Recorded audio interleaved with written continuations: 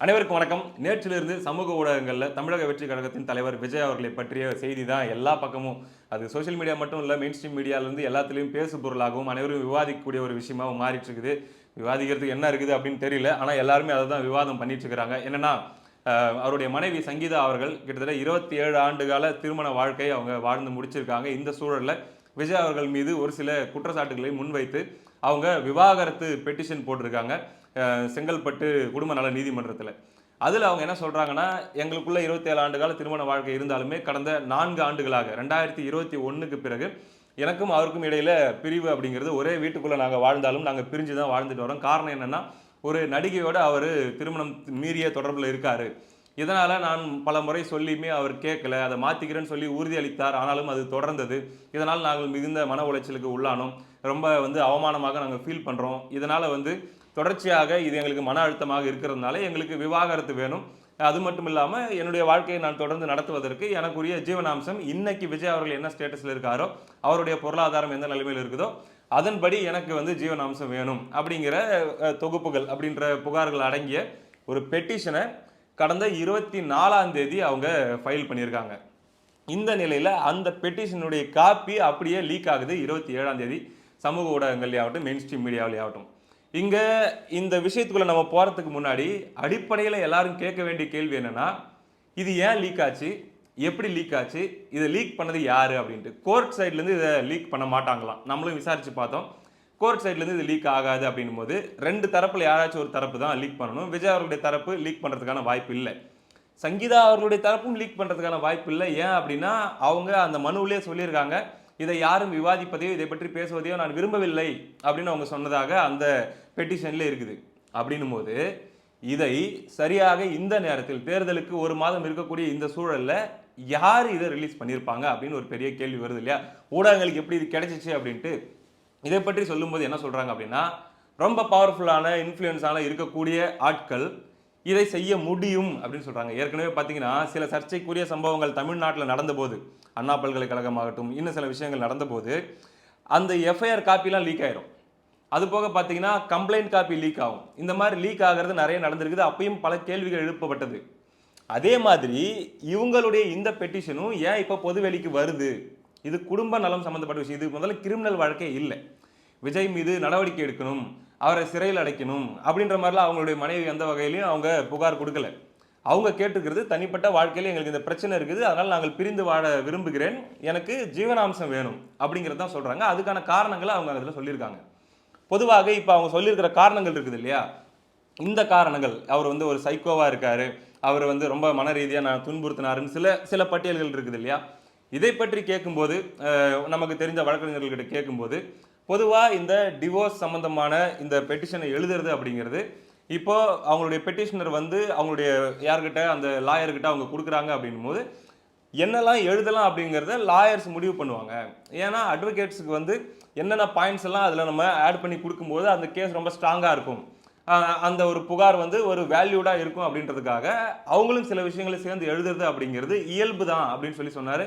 அவர் விஜய் ஆதரவாளர்லாம் கிடையாது, தமிழ் தேசிய ஆதரவாளர், விஜய் கடுமையாக விமர்சிப்பவர். ஆனால் அவருடைய அனுபவத்தின் அடிப்படையில் அவர் இப்படி சொல்றாரு, இது ஒரு இயல்பாக நடக்கக்கூடிய ஒரு நடைமுறை தான் அப்படின்ட்டு.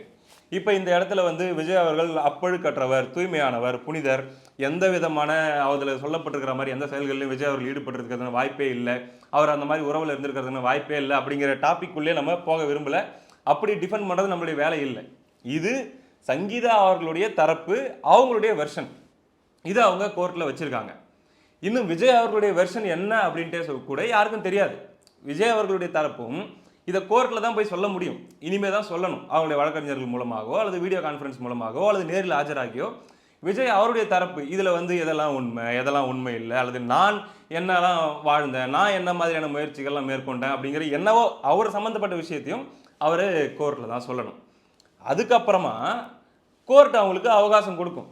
முதல்ல இந்த மாதிரி விவாகரத்து அப்படின்னு எது வந்தாலுமே முதல்ல சேர்ந்து வாழ்றதுக்கான சூழல்களை ஏற்படுத்துறதுக்கு தான் கோர்ட் முதல்ல அவங்கள வாய்ப்பு அப்படிங்கிறத கொடுப்பாங்க. அதையும் மீறி கிட்டத்தட்ட 1 வருஷம் அப்படின்ற டைம்லாம் கொடுத்து அவங்க 2 பேரும் பேசி சமரசமாகி இதை திரும்ப பெற்றுக்கொள்வதற்கான வாய்ப்பு இருக்குது. அவங்களுக்குள்ள பிரச்சனைகள் இருக்குது, அல்லது அவங்களுடைய வாழ்க்கைக்கு 3ஆம் நபர் ஒருத்தர் தடையாக இருக்கிறார் அப்படிங்கிறது எல்லாமே கூட புரிந்துணர்வு அடிப்படையில் அவங்க சரி பண்ணிக்கிட்டு சேர்ந்து வாழ்றதுக்கான வாய்ப்பும் இருக்குது. அப்படியே இல்லாத பட்சத்தில் இறுதியாக அவங்க மியூச்சுவலாக பிரிஞ்சு போகிறதுக்கான வாய்ப்பும் இருக்குது.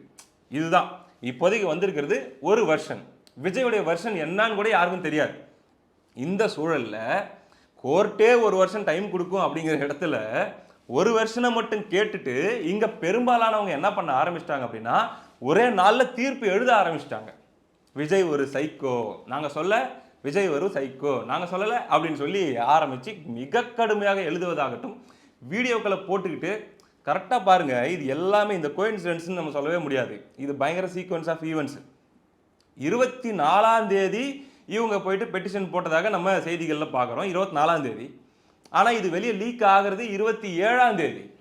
ஏன் 27ஆம் தேதி இது லீக் ஆகுது? கண்டிப்பாக 24ஆம் தேதியே கூட ஊடகங்களுக்கோ அல்லது இதை யார் ஊடகங்களுக்கு கொடுத்து பரப்பணும்னு நினைச்சாங்களோ அவங்களுக்கோ இது கிடைச்சிருக்கும். ஏன் அமைதி காத்தாங்க அப்படின்னு ஒரு கேள்வி வருது இல்லை? ஐயா நல்லக்கண்ணு அவர்கள் ரொம்ப சீரியஸாக இருக்கார். அந்த டைமில் ரொம்ப உடல்நிலை கவலைக்கிடமாக இருக்குது. எந்த நேரம் வேணா ஐயா நல்லக்கண்ணு அவர்கள் இயற்கை எழுதுவதற்கான வாய்ப்பு இருக்குது அப்படிங்கிற ஒரு சூழல் தான் அந்த டைமில் இருந்துட்டு இருக்குது. அப்போது அன்னைக்கு அந்த நியூஸ் லீக் ஆகுது அல்லது இந்த மாதிரி ஊடகங்களில் வெளியே வருது அப்படின்னா, அடுத்த நாளே ஐயா நல்லக்கண்ணு அவர்கள் ஒருவேளை காலமாகிற நியூஸ் வருதுன்னா இது டைல்யூட் ஆகிடும். விஜய் அவர்கள் அந்த இறப்புக்கு போவார், பார்ப்பார், வருவார், எல்லா செலிபிரிட்டிஸும் போவாங்க, எல்லா அரசியல் தலைவர்களும் போவாங்க, நாள் ஃபுல்லாக அதை லைவ் கவரேஜ் பண்ண வேண்டியதாக இருக்கும். அப்படியே இந்த டிவோர்ஸ் சம்மந்தப்பட்ட நியூஸ் அப்படியே எல்லாருமே மறந்து போயிருப்பாங்க, சுத்தமாக காணாமல் போயிருக்கும்.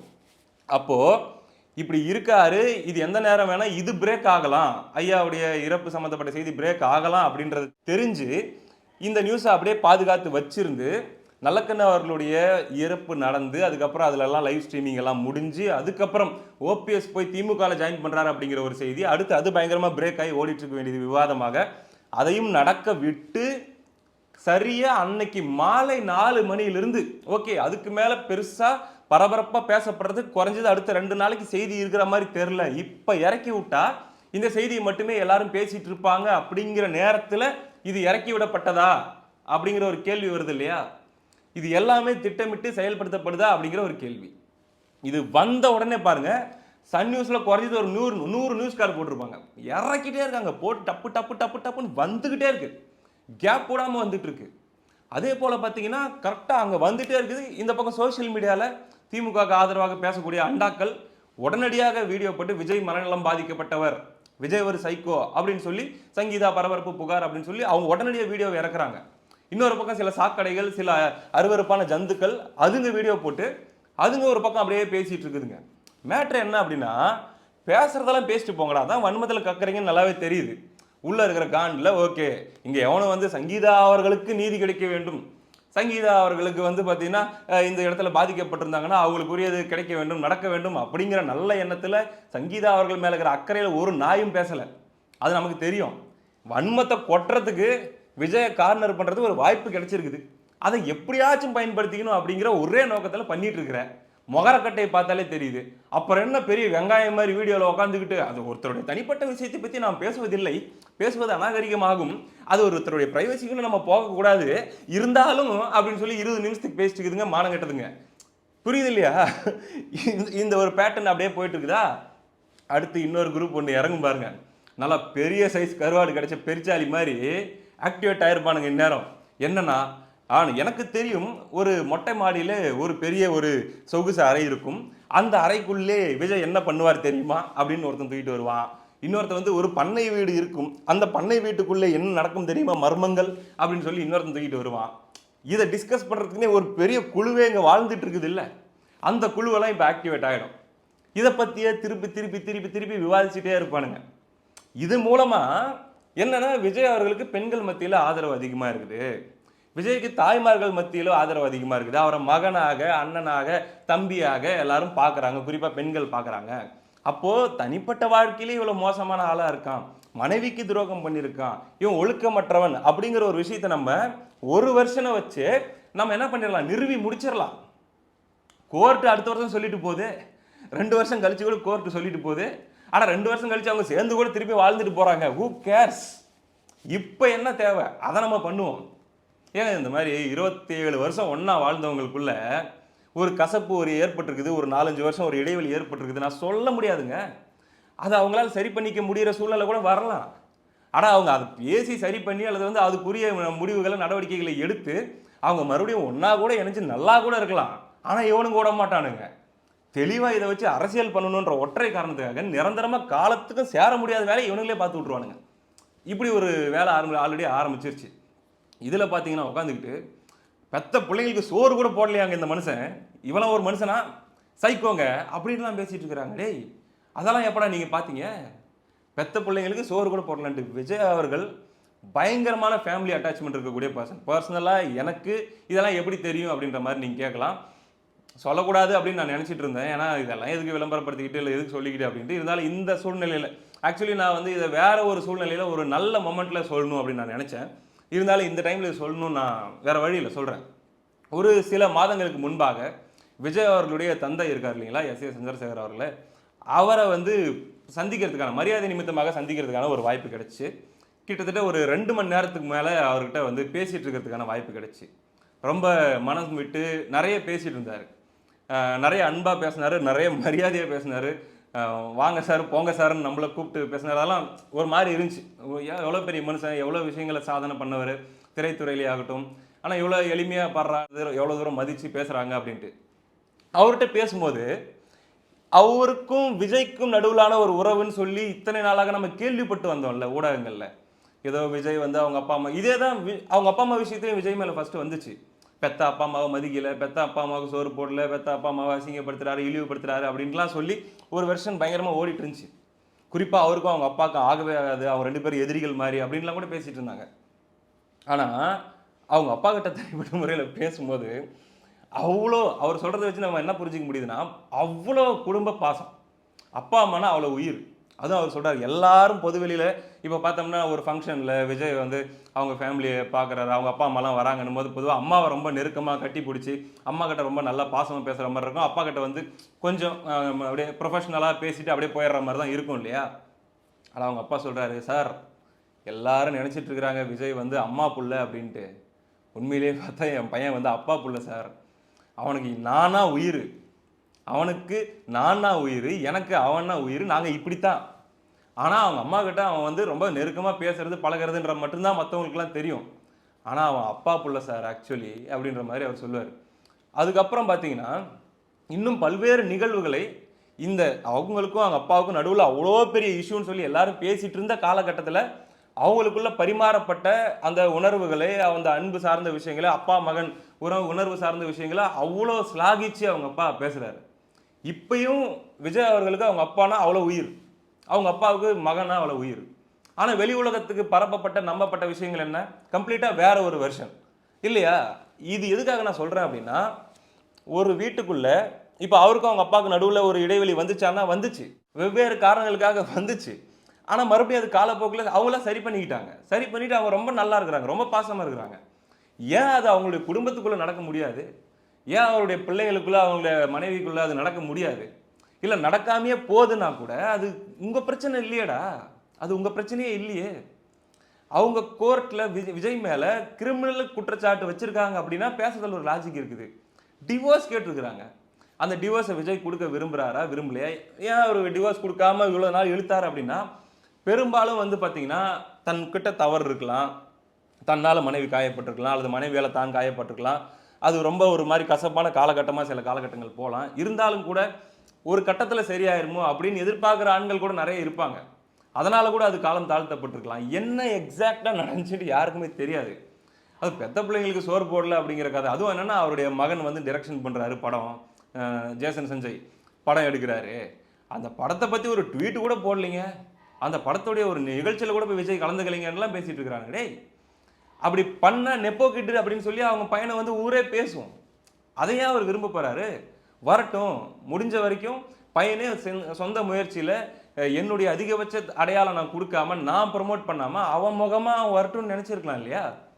அப்படி இருக்கும்போது ஒரு குடும்பத்துக்குள்ளே ஒரு வீட்டுக்குள்ளே எக்ஸாக்டாக என்ன நடக்குது, என்ன போயிட்டு இருக்குது அப்படிங்கிறதுல ஒரு பக்கத்தை மட்டும் நாம் கேள்விப்பட்டுட்டு முழுக்க முழுக்க ஒருத்தர் மேலே தீர்ப்பு எழுது அப்படிங்கிறது என்ன மாதிரியான மனநிலை அப்படின்னு நமக்கு சுத்தமாக புரியல. இதில் பேசிகிட்டு இருக்கிறவங்களாம் இருக்கான்ல, இன்றைக்கி இது உக்காந்துக்கிட்டு மிகப்பெரிய அளவில் தீர்ப்பு எழுதிட்டு இருக்கிறவங்களாம் இருக்கான்ல, இவனுங்களில் 99 விழுக்காடு பேர் எப்படிப்பட்டவன் அப்படின்னு சொல்லி தனிப்பட்ட முறையில் நமக்கு தெரியும். அதாவதுங்க, விஜய் வந்து மிகப்பெரிய ஏதோ ஒரு மோசமான பெண் பித்தர், அது வந்து பார்த்தீங்கன்னா சைக்கோ அப்படின்னு பேசிட்டு இருக்கிறவன் எவ்வளோ கேடுகட்ட அயோக்கிய பையன். இதுல இருக்கிறவன் எத்தனை பேர் அவன் வீட்டில் இருக்கிறவங்களுக்கு துரோகம் பண்ணிட்டு இருக்கிறான் நல்லாவே தெரியும். வெளியே அதாவதுங்க வெளியே மாட்டிக்கிற வரைக்கும், வெளியே அது ஒரு விஷயமா வர்ற வரைக்கும் எல்லாரும் இங்கே யோக்கியன் அப்படிங்கிற முகமூடியை போட்டுக்கிட்டு சுற்றிட்டு இருக்கலாம். இதுதான் உண்மை. நம்ம இப்போ ஒருத்தனை பற்றி நம்ம கேள்விப்பட்டிருக்கோம், அல்லது நமக்கு நிறைய செய்திகள் தெரியும்னு சொல்லி ஒருத்தன் பேரை சொல்லி அவன் இதை பண்ணுறான், அவன்லாம் இப்படி பேசலாமான்னு சொல்லி நம்ம இப்போ சொல்லிட்டு இருக்க போகிறோமா? இல்லை. ஆனால் பேசின அந்த முகரக்கட்டைகளுக்கு அது நல்லாவே தெரியும், நம்ம தனிப்பட்ட வாழ்க்கையில் எவ்வளோ ஒரு கேடு கெட்ட ஜந்து அப்படின்னு சொல்லி நல்லாவே தெரியும். இப்போ ஒன்றும் இல்லை, ஒரு சில அரசியல் கட்சி தலைவர்கள் மேலே தொடர்ச்சியாக எவ்வளோ நீளத்திற்கு, கிட்டத்தட்ட 5 ஆண்டுகளுக்கு 6 ஆண்டுகளுக்கு எவ்வளோ நீளத்துக்கு வந்து பார்த்தீங்கன்னா அவங்க மேலே பாலியல் புகார்களாகட்டும், ஏமாத்திட்டாங்கன்ற புகார்களாகட்டும், இன்னும் கொடூரமான கேவலமான புகார்களாகட்டும், அதாவது அந்த அவங்களுடைய வெர்ஷனை மட்டும் கேட்டால் இவனை மாதிரி ஒரு மிருகம் உலகத்தில் இருக்குமா அப்படிங்கிற மாதிரியான வெர்ஷனில் குற்றச்சாட்டுகள் வச்சதை நம்ம கேள்விப்பட்டிருக்கோம். ஆனால் அதையும் கடந்து தான் வந்திருக்காங்க, அதையும் கடந்து தான் இன்றைக்கும் அவங்க நிற்கிறாங்க களத்தில். மக்கள் யாரும் இதை வச்சு ஒரு முடிவுக்கு வந்துடல. அப்படின்னும் போது நான் மீண்டும் மீண்டும் இந்த இடத்துல சொல்ல விரும்புகிற விஷயம் என்ன அப்படின்னா, ஏன் கோர்ட்டே ஒரு வருஷம் டைம் கிடைக்குது, உங்களுக்கு என்னடா பிரச்சனைன்னு நான் சொல்கிறேன். ஒரு வருஷம் டைம் கோர்ட்டே கொடுக்குது, அவர் 2 வருஷனே அவங்க போய் கேட்டுக்கிட்டோம் சொல்லட்டும். இப்போ விஜயோட சிக்கல் என்ன, இப்போ அவருடைய மனைவி கொடுத்த அந்த பெட்டிஷனில் இருக்கக்கூடிய தகவல்கள் எல்லாம் இப்போ வெளியே பொது சமூகத்துக்கு வந்துருச்சு. அதுக்காக இப்போ விஜயும் உட்காந்துக்கிட்டு பொது சமூகத்துக்கு தெரிகிற மாதிரி அவர் மனசில் என்னென்னலாம் இருக்குது, அவர் என்னென்னலாம் கோத்ரூ பண்ணார், அல்லது வந்து அவர் தரப்பில் நியாயம் இருக்கிறதாக அவர் என்னென்னலாம் உணர்றாருன்றதை மறுபடியும் பப்ளிக்கில் உட்காந்து சொல்லிட்டு இருக்க முடியுமா? முடியாது. எல்லாரையும் பேச விட்டு வாயை மூடி தான் இருந்தாகணும். அதை தான் எவனும் செய்வான். அது ஒன்று தான் அந்த வாய்ப்பு. அப்படி ஒரு சூழலில் இருக்கான்றது தெரிஞ்சுக்கிட்டு இஷ்டத்துக்கு எழுதலாம் இல்லையா, என்ன வேணால் பேசலாம் இல்லையா அப்படிங்கிறது என்ன இதுவா அரசியல்? இதை வச்சு தான் ஒருத்தனை காலி பண்ணுமா? என்னடா அரசியல் பண்ணுறீங்க? ஒரு கொலகாரன் சொல்லி இங்கே சிபிஐயில் விசாரணையில் இருக்கும்போதே ஊர் ஃபுல்லாக போஸ்ட் அடித்து ஓட்டுறீங்க, ஊர் ஃபுல்லாக சைக்கோன்னு சொல்லி போஸ்ட் அடித்து ஓட்டுறீங்க, முடிவுக்கு வந்துட்டு முன்முடிவுக்கு வந்துட்டு நீங்களே பேசுகிறீங்க. இப்போ இது தனிப்பட்ட விஷயம், குடும்ப விவகாரம், இதுக்கும் நீங்களா முன்முடிவு வந்து நீங்கள் பாட்டு பேசிகிட்டு இருக்கிறீங்க. என்ன ஜென்மண்டா நீங்களாம், என்ன ஜந்துரா நீங்களாம் அப்படின்னு சொல்லி ஒரு கேள்வி வரதில்ல இதில்.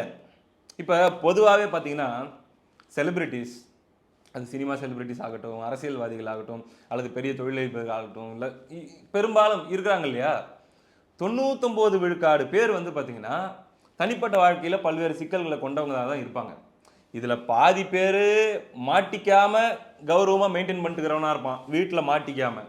மீதி பேர் வீட்டில் தெரிஞ்சாலும் அது ஒரு அண்டர்ஸ்டாண்டிங்கில் ரைட்டு, என் விஷயத்தில் நீ தலையிடாத, உன் விஷயத்தில் நான் தலையிட மாட்டேன் அப்படின்னு சொல்லி ஓப்பன் ரிலேஷன்ஷிப்னு சொல்லுவாங்க இல்லையா, அப்படி ஒரு கான்செப்டில் அவன் லைஃப்பை ஓட்டிகிட்டு போகிறவன தான் இருப்பான்.